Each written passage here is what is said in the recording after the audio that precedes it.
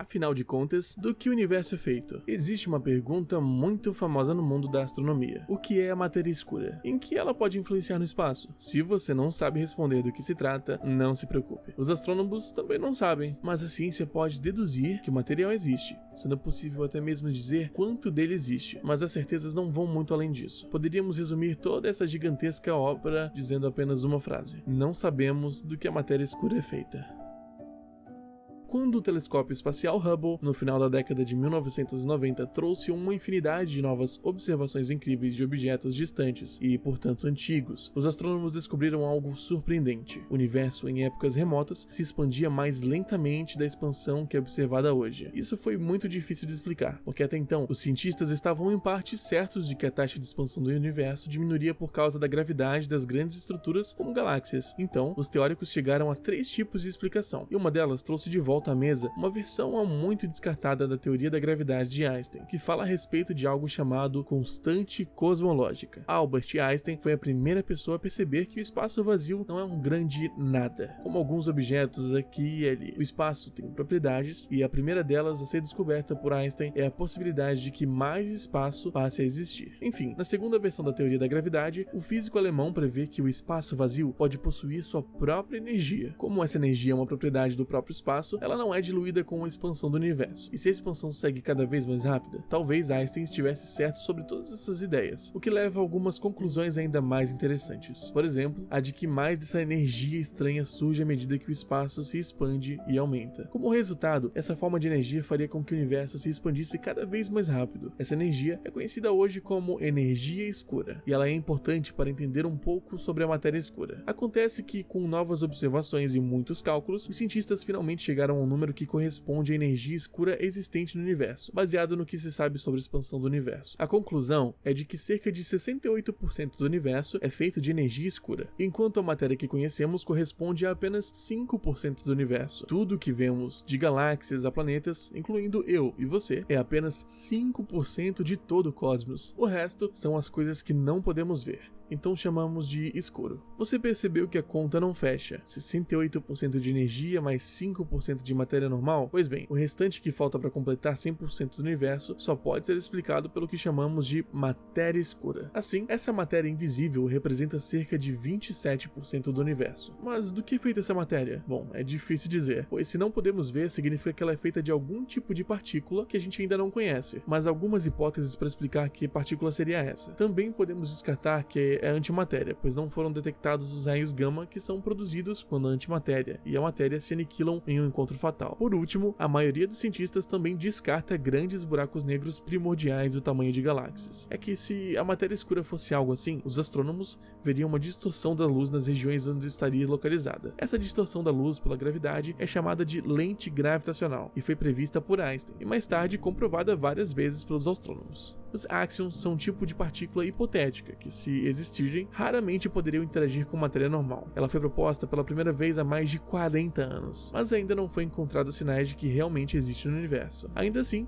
é considerada a melhor explicação para a matéria escura. De acordo com a tese, se os áxions tiverem uma massa baixa dentro de uma faixa específica, eles podem ser um possível componente da matéria escura. Essas partículas seriam mais ou menos como neutrinos, ou seja, teriam pouquíssima interação com a matéria conhecida do universo. Assim como neutrinos, áxions seriam capazes de viajar pelo cosmos, atravessando todo tipo de objetos, inclusive nossos corpos, em linha reta, quase sem deixar rastro de suas passagens. Outra semelhança entre essas duas partículas é que ambas se formam no interior do núcleo das estrelas. A principal diferença é que apenas neutrinos têm existência comprovada. Curiosamente, o axion foi proposto pela primeira vez por Roberto Patti e Ellen Quinn, não para explicar matéria escura, mas como uma solução para algo chamado violação CP, um problema da cromodinâmica quântica. Essa proposta ficou conhecida como teoria de Patti e Quinn. Já o neutralino, também hipotético e considerado um candidato a ingrediente da matéria escura, é previsto por uma teoria da física de partículas. Haveriam 4 neutralinos, todos eletricamente neutros. Cogita Acredita-se que o mais leve dos 4 seja estável e que todos eles interagem com força fraca. Há outros candidatos menos conhecidos para a matéria escura, tais como os neutrinos estéreis. São partículas semelhantes aos neutrinos normais, só que muito mais massivos e incapazes de interagir com a força fraca. A existência dessa partícula também nunca pôde ser comprovada. Na verdade, os estudos atuais apontam que, caso neutrinos estéreis existam, as experiências mais avançadas seriam contraditórias. Também algumas ideias diferentes para a forma da matéria escura. Na matéria escura fria, as partículas se moveriam lentamente em relação à velocidade da luz e interagem muito fracamente com a matéria normal. Além disso, possuiria radiação eletromagnética. Essa é a ideia mais aceita pelos teóricos, sendo que os áxions e os neutrinos estéreis e os neutralinos seriam as partículas que formam esse tipo de matéria escura, já que elas são consideradas como fracas na interação com a matéria bariônica. Por outro lado, a matéria escura quente é uma forma oposta. Suas partículas viajam em velocidades ultra-relativísticas, ou seja, muito próximas à velocidade da luz. Essa ideia não é tão popular porque não pôde explicar como as galáxias individuais se formaram a partir do Big Bang, coisa que a matéria escura fria é mais capaz de fazer. A radiação cósmica de fundo de micro-ondas, um tipo de fóssil do universo que leva os astrônomos aos primeiros milhões de anos após o Big Bang, é muito suave e as partículas em movimento rápido não podem formar aglomerados tão pequenos quanto as galáxias em um estado inicial, que era o universo primitivo. Por fim, a matéria escura morna teria propriedades intermediárias entre a matéria escura quente e a matéria escura fria. As partículas desse estado de matéria mais comum são os mesmos que vimos na matéria escura quente, neutrinos e gravitinos estéreis. Pode ser um pouco difícil ter certeza sobre alguma coisa que ainda não é possível ver, mas os astrônomos estão certos de que a matéria escura existe por um motivo: a gravidade. É que, além dos motivos apresentados no início do vídeo, as grandes estruturas cósmicas, como as galáxias, só podem ser explicadas se considerarmos a matéria escura. Um bom exemplo é a galáxia abaixo, a NGC 5585. Parece como qualquer outra galáxia espiral, mas há algo estranho nela. As nuvens de poeira e gás da NGC 5585, reveladas nessa imagem do Hubble, contribuem com apenas uma pequena fração da massa total da galáxia. Na verdade, isso não é nem tão estranho assim, porque muitas outras galáxias apresentam essa discrepância na distribuição de massa